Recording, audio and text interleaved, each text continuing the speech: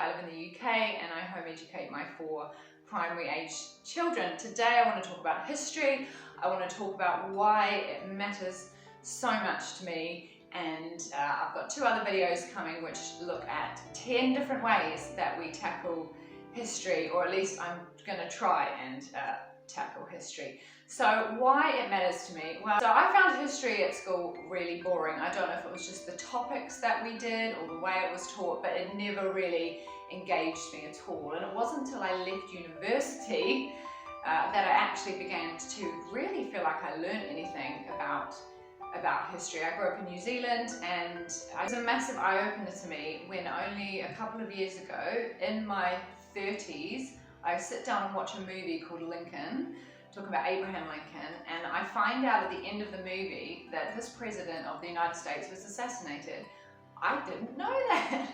I also didn't know that the American Civil War was over slavery, and I couldn't believe that it took me till my 30s to know just a really basic and yet really important piece of information. And I think if I managed to get to that age without knowing that, how many other people don't know it? And what you don't know, you're not aware of that you don't know. So several years ago, I personally decided I really want to learn more about history, and I've been on a bit of a journey to try and do that. So when we started home educating, I thought this is just important to me. It's probably the one area that I come alive in the most. Maths, is something I will do my best at, and I love the beauty of maths as a language and the logic of it, but it doesn't fire me up, whereas history does, and it's because it's to do with people.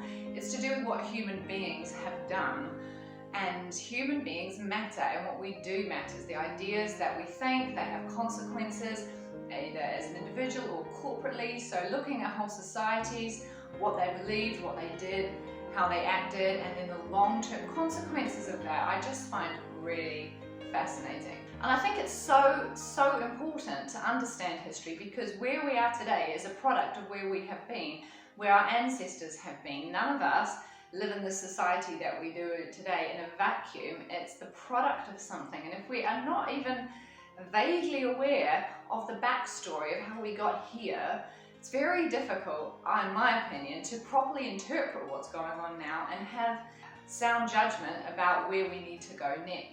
In history, we see so many layers of worldviews, technology, political ideas, and these are all fused together.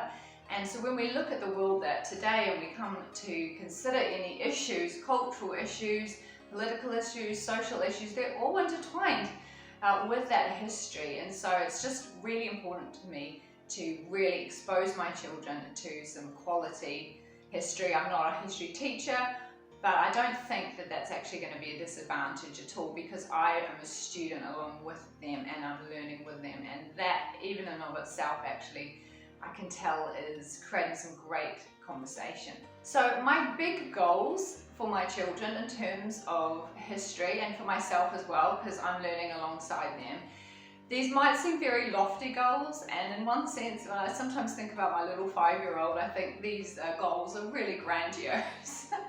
But actually, I think he'll pick up not just facts and information, but he'll pick up the spirit of what I'm trying to do. And I can already tell that even with the youngest one. But we have committed to home educate them for another 2 years. So my oldest will be 13, and she will still be being homeschooled at that point. So we've got a couple of years, and I don't want to underestimate them either and think, oh, they're too young to grapple with what's going on in the world. Actually, they can handle certain aspects of it, and the earlier they can start to think critically about human behaviour and activity, the better, in my opinion. So the first goal is I really want them to understand the big story of human history, and then the big story of their nations. So all I grew up with was some disparate facts and events, a little bit about World War I, something about the founding of New Zealand, a bit about World War II, and that really was it. Maybe the farming industry in New Zealand, just kind of disconnected facts. I had no overarching story in which I could hang any of these. And I think it's one thing I really want for them is to be able to hold in their head almost the big drama, and to be able to kind of roughly be able to place what's happened, so that when they drill down into the detail of a specific time period or a specific country, they've got some bigger context of where to place that. I also really want them to see the connections between how technology has changed the way that people live, the intersection of that with scientific thought, with political thought, with religious thought, and how there's a big melting pot of all these things. And so one thing that we really want to do, and this has probably been inspired to me by the Charlotte Mason method, is to learn about the history of science and the history of politics and the history of philosophy, and see how all these different elements of society have kind of tracked, rather than just doing only the kings and queens. It's important when you start to notice that at the same time as something's happening politically, something else is happening in the scientific world, and these things are going to affect one another, it becomes way more interesting. Another goal is I really want them to develop cultural humility. It's something I really want to develop in myself, and the sense that we can't come to quick judgments about other people or other countries until we have learned something of their story and their backstory. It's really easy to have a little bit of information and form a really strong opinion based on that little bit of information. And the more you learn history, the more you realize that that little bit of information probably actually has a bigger picture. There's maybe another piece of the puzzle that if you knew that, it might even change how you feel about the first bit of information. So whenever we just look at what our ancestors did or how things unfolded, I really want us to have a humility to go, I'm not going to just jump in there and be arrogant looking back at the past until I've really made the effort to try and understand what was going on. I also want them to develop a sense of empathy and to be able to ask the question, why did people do that? And you know, when you're looking back 1,000 years, 1,500 years, we don't have a movie, we don't have smartphones to record and what was happening. We've got bits of text and information that historians have wonderfully put together for us. It's just such an important question, not just to know what did they do, but why might they have done that? And that's just an important human trait, in my opinion, to just have that empathy, to be able to ask, why has someone come to this conclusion? Why did they think that was okay? There may be a whole catalogue of events that took place in that nation's life that led it to that point. Being prepared to just try and really understand where someone or a whole country might have been coming from is just important to me. I don't even think this is a goal, it's just going to happen, is a reality check about human nature. It's really easy to be idealistic and the poet in me or the artist in me, not that I'm that artistic, but there is certainly a romantic side which wants to believe the best. You know, we all do, we want to believe the best. When you look at human history, it is glaringly obvious that humans make big mistakes, we're a mess, and yet somehow in that mess, in that complexity, there is also great good. Lastly, I also want them to really develop a compassion and a desire to shape the future, not just from a place of knowledge. Knowledge is important, but love is really important as well. So when we read the books about history and some of the things that we do, I'm always trying to talk to them about the bigger issues of our heart, how we think about it, how are we shaping history now? We're in the middle of history, it's live, it's real time, we're a part of it. What are we doing to help make a difference, and to do so informed not just by our knowledge of events, but by our love for people. Just on the empathy thing, a really practical example. So I grew up in New Zealand, and New Zealand is a colony of Great Britain.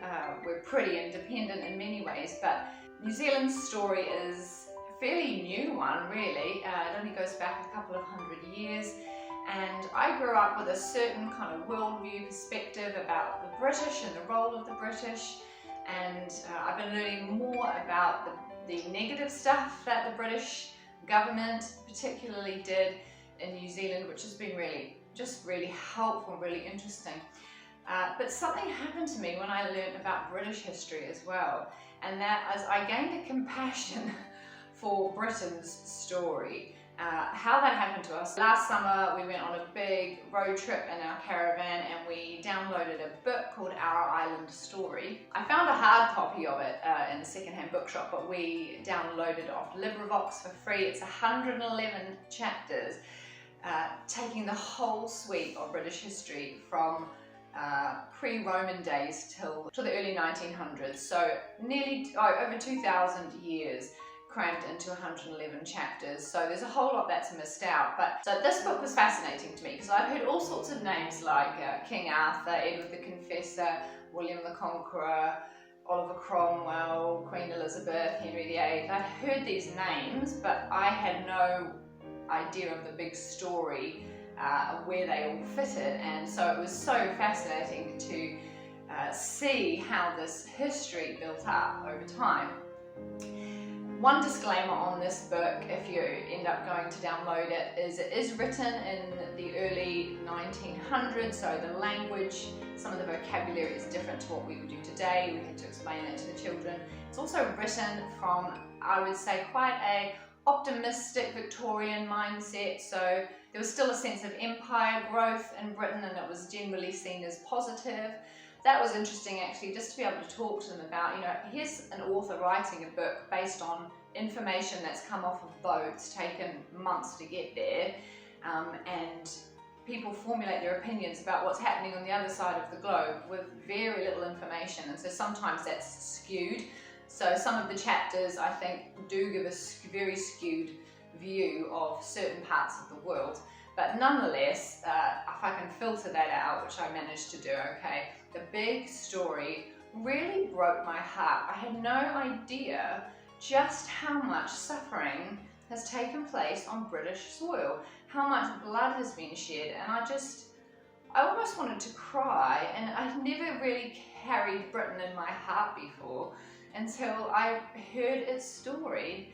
And people talk about bullies sometimes, and bullies often have been bullied or been traumatized, and certainly Britain has caused a lot of trauma around the world in different ways, as well as some really positive good things. And when I heard the big story of Britain like this, it was like, there's just been so much grief here.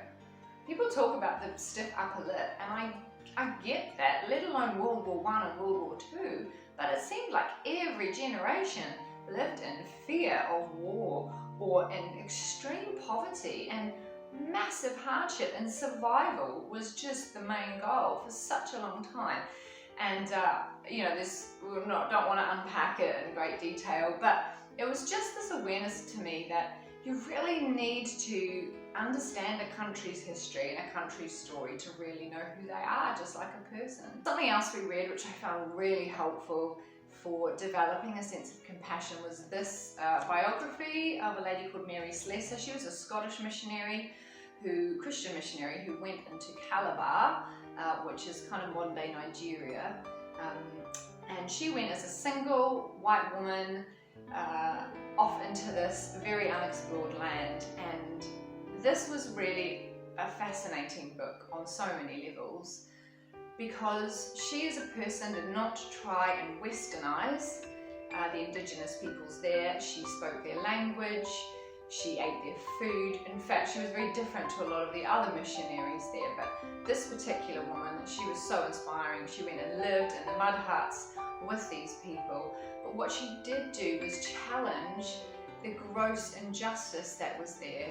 And a couple of times reading this book, I actually had to skip over parts because it was too distressing. Some of the events that took place, particularly women and children, were just gross human rights violations. And this one little woman went in there and she loved these tribes. She pleaded with them not to do these unjust things particularly towards women, not only women, but she just tackled it in such a heroic way. And interestingly, she was the British consul in that region before women even had the vote back in the UK. She had so much power, she became really loved by all the tribes, and it was just such a great story to realize that this human brokenness and tendency to oppress people really does happen everywhere, and it's happened throughout all of history. But when you find little nuggets of people who've managed to engage it in a really positive, redemptive way and bring healing and move a society forward in terms of justice, but to do it in a way which is honouring to the indigenous nature of those peoples. It was just such a great book, so many life lessons on that, and it really helped develop that sense of empathy and humility. So that's just why history is really, really important to us, and I have found a couple of my children have really grabbed hold of it. They're constantly finding books and asking questions, and that's what I want more than anything, to provoke that curiosity, because there's no way in the couple of years that they're at home with me, or when they go back into the school system if they choose to, that they're ever going to learn everything. You know, this is a lifetime that we need to keep learning, and so if I can just keep that curiosity alive and stoke it for them, then that will be, I'll feel really, really pleased with that. So in my next videos, I'm just going to share the 10 ways that I tackle teaching history, and they just may give you some ideas as well. Thank you, bye. Feel free to leave me a comment on this video if you've got any thoughts about history and how we teach it. We can all learn from each other.